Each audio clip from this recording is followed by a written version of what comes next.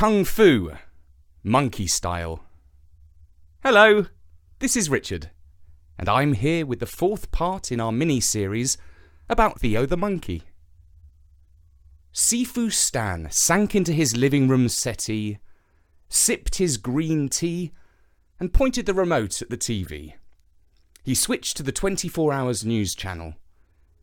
As usual, all sorts of horrible things were happening all over the world.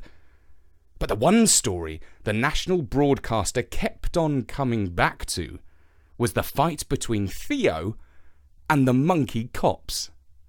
Of all the images, the rapid martial arts moves of the uniformed monkeys, the famous faces of the soap stars who joined in the fight, the hail of debris and furniture strewn down by Theo and his allies, out of all these wonderful moving pictures, the best was the close-up of the mayor's expression. A mixture of fear and dismay on the face of the politician who had the bright idea to fight monkeys with monkeys. Sifu chuckled. It was hard not to. "A monkey makes monkeys of men," he said to himself. And he wondered if perhaps Theo really could be related to the Monkey King, who had created similar havoc in heaven, making monkeys of even the gods themselves. He was not sure if Theo was right or wrong to do what he did, but he knew that he was his kind of monkey. Not so very far away, at the top of an ancient oak tree in Burbington Woods, Theo was wondering if he had been foolish to create such a public disturbance. "Here I am, enjoying a quiet life," he said to himself. "And then I get all hot-headed and angry and throw my caution to the four winds. Sometimes I wish I did not feel so passionately about justice and fairness and right and wrong. Is it too much for a lone monkey to take on the whole corrupt system?" It might have been logical for Theo to think about getting some help in his struggle. He could have thought about setting up a band of merry monkeys who would hide away in the woods. After all, the three monkeys who had come with Mr. Grabber to the police ceremony had rebelled and joined in the fight on his side. Even some of the humans had run riot, either in the name of justice, or possibly because they just enjoyed behaving like monkeys. But Theo did not think this way. He had always been a loner. He did not trust other monkeys. Even if their hearts were in the right place, he thought they would always be tempted to do something too cheeky and too silly and get themselves and Theo caught. The next morning, when Theo visited Neat's garden for his breakfast, the boy came up to him and said, "I've spoken to Sifu, and he says it's more important than ever that you learn Kung Fu. He's seen the monkey cops on TV, and he says they are a strong fighting team." This time, Theo did not miss his martial arts lesson. At 6 o'clock on the dot, he swung in through the open window of the village hall. Theo and Neat stood side by side.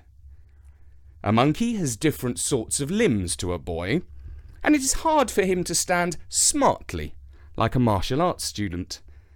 His arms are too long, and he has to lean forward. If he tries to bow, he'll probably end up on all fours. Sifu stood facing the students.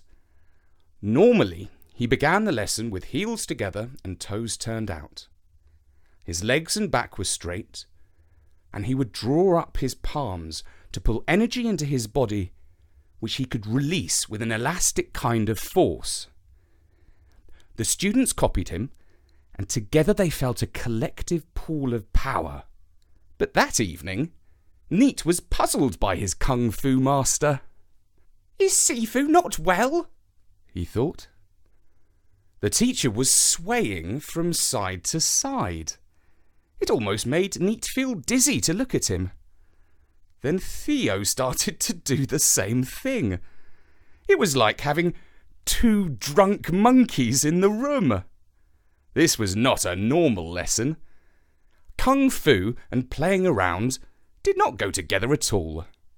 Sifu and Theo started to circle around the room, still lolling from side to side.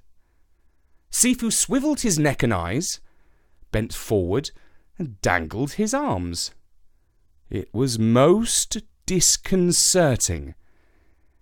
He was imitating a monkey to take the mick out of Theo. Suddenly, the real monkey hit the ground and rolled over towards Sifu's feet. He would have tripped the master if he had not jumped neatly over him. The opponents both turned and faced each other. Sifu smiled and bowed. Theo put his paws together and nodded.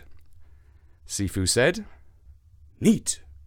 You look quite astonished." "What kind of kung fu is that?" asked Neat.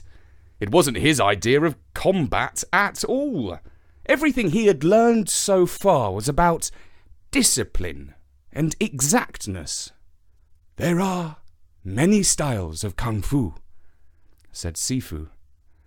"This one is called the drunken monkey. Some say that humans copied it from monkeys, but others, myself included, believe that in ancient times monkeys taught it to humans. Either way, it seems to come naturally to Theo." And for the rest of the lesson, the 3 of them practiced rolling and swivelling, looking deceptively like they were about to topple over, but actually keeping a perfect sense of balance. By the end, Neat was starting to understand that it was a slick trick to mislead an opponent and to roll out of harm's way from a strike. It was almost dark when at 7:30 p.m. they ended the lesson and Theo slipped out through the window, up into a tree, across onto the roof of the estate agency next door. At school the following morning, the kids were talking about the news. The monkey punch-up made better viewing than any cartoon show. A boy called George said, "My dad saw a monkey in the village last night. He called the police and they came round and took a statement." Neat did not say anything. He hoped the police would not take the sighting too seriously. Lots of people had monkeys on the brain these days. But that evening, 2 police officers called at the shop and spoke to Neat's mum. They asked if she had seen or heard anything unusual the night before. Anything that could suggest the presence of a monkey in the vicinity. She shook her head. "This is a very quiet village," she said.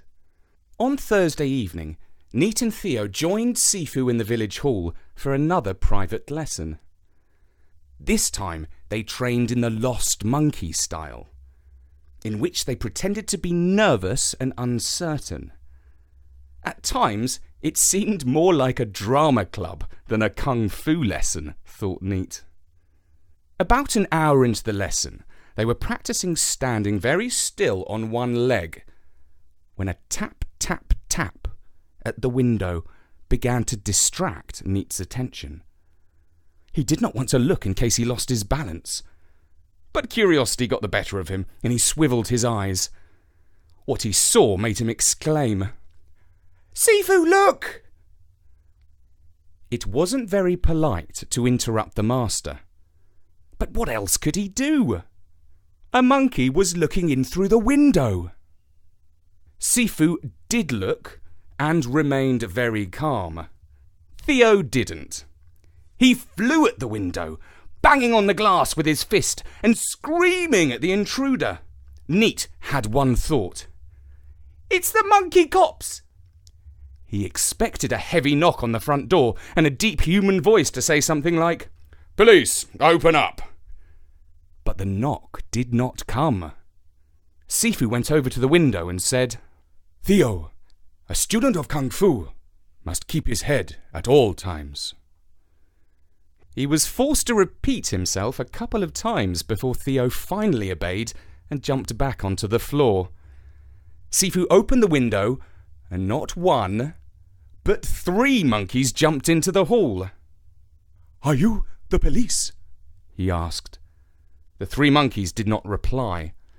Actually, they did not understand many words of English beyond the essentials, such as bananas and bath time, which they thought meant quick, hide. But they did respect a master of monkey kung fu, which is why they stood on their hind legs and bowed their heads. "They don't look like police," said Sifu, and Theo nodded because he did understand English pretty well, although he could not speak it, of course. He did speak to the monkeys, though. He said something like, which meant, "What in all the jungle are you doing here?" And the monkeys bowed their heads again. Theo shook his fist and raged at them. "I think," said Neat, "that they want to join the Kung Fu class, and Theo does not want them here." "I think you are right," said Sifu. And then Neat saw that the situation was getting even more complicated. And that was the story of Kung Fu Monkey Style. And if you'd like to find out what happens to Neat, Theo, and the new arrivals, tune in next time to storynori.com. For now, from me, Richard, goodbye.